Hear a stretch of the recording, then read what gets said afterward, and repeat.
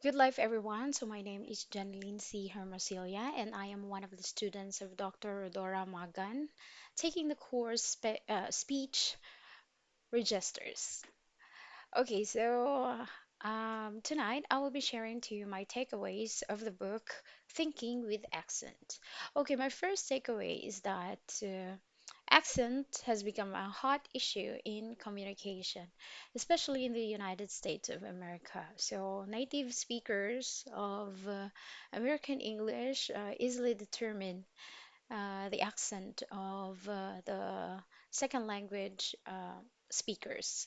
So, whites and blacks breathe the same air, so whites usually can determine or usually are very particular with the accent.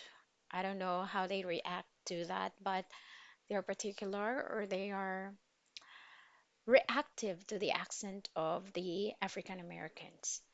And another thing is when someone or somebody is trying to learn the American English accent, he or she is actually somehow accepting the idea that the American people are actually over over them or above them.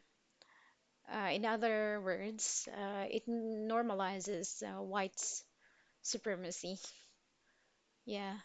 And my second takeaway is that accent does not only signifies pronouncing a language, as how the Oxford English Dictionary defines it, but it is also supposed to signify not only speaking but also reading, writing, listening, and some other modalities of communication.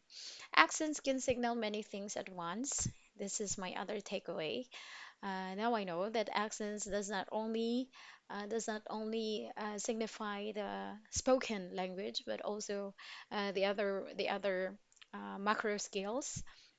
So they can also be accents can also be global or local, racialized, gendered, ethnic and national, provincial, unconscious, performative, visual, audio, etc. That's according to the book Thinking with Accent.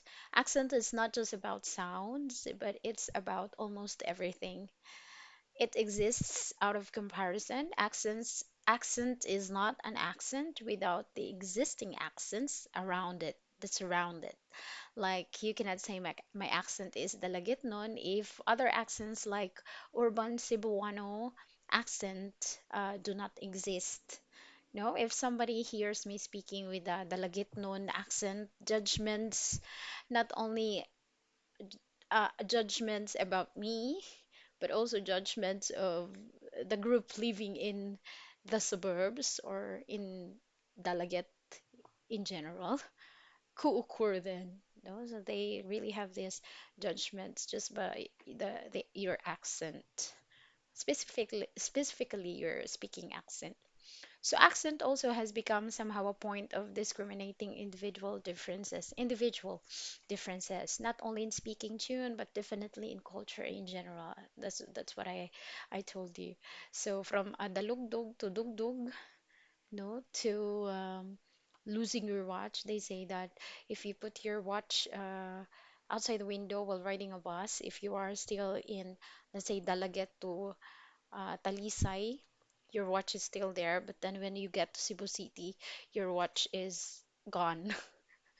So maybe that somehow is telling us the action accent of people in the what do you call this in the city. No, so that is just how I understood it. And accent is supposed to function as a tool to determine a person's identity, but it has become a deceptive marker of one's identity because they tend to study and mimic the accent of the people they're trying to portray, just like in call centers. So call center agents try to mimic and study the accent of, let's say, Australian people or the American English so that their clients will trust them. So in that case, we are no longer introducing ourselves as how and what as what we are, who and what we are, but we are already mimicking, or we are already trying to portray another identity. And so the writers of this book organized it into three parts. So the first one is the accent as expertise, that instead of seeing accent as a weakness or stigma, a disability or handicap, it will be explored as a peripheral proficiency or a minimal expertise. So that's so positive for me. And the next is accented perception, so that instead of focusing on the utterance of the language or the delivery of the message, the tonal delivery of the language, semantics will be given more attention. Semantics, or the meaning of the message, is given more attention instead of just focusing and judging on the utterance or the tonal delivery of the language. Then the last one is a desire called accent. So instead of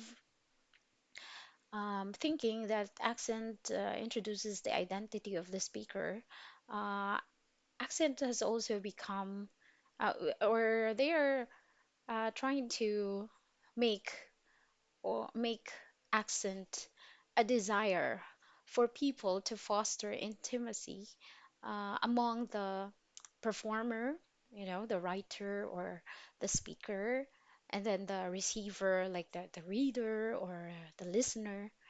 Uh, and also the message. So they will be able to develop this intimacy or like enjoyment while reading or while listening, if I mean because of the accent. So I think that's all. Thank you so much for listening. Good night.